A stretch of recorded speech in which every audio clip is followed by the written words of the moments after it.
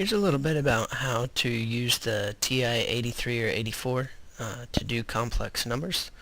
The first thing you have to make sure is that you're in the right mode. So if you go ahead and hit the mode button next to the second key, you'll see several options in there.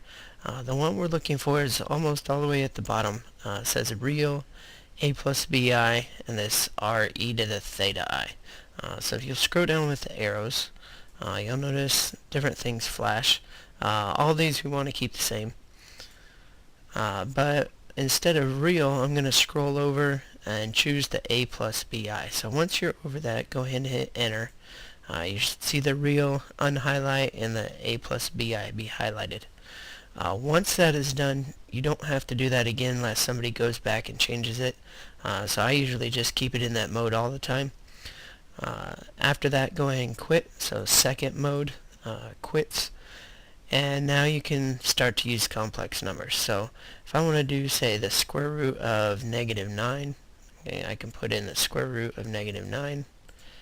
And rather than returning an error, now it's going to return the complex equivalent. So negative comes out of the root, changes to this I, and then square root of 9 is 3. So there's the 3i.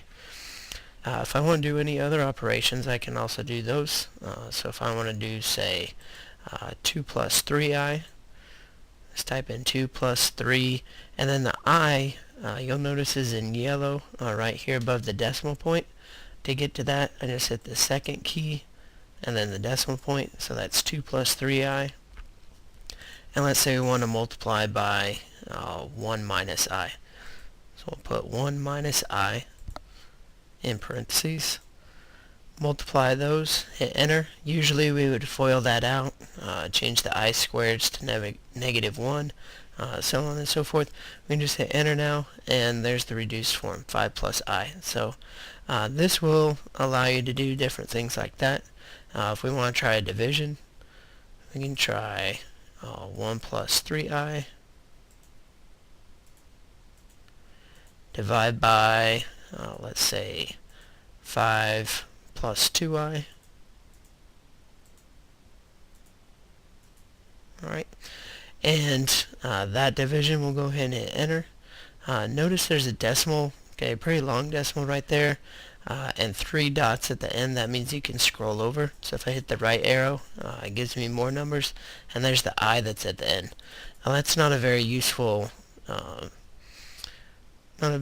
form right there, so we'd rather have the fractional form. So it will change this back to fraction. So if you hit the math button, and then the first one that comes up, change to fraction, just hit enter,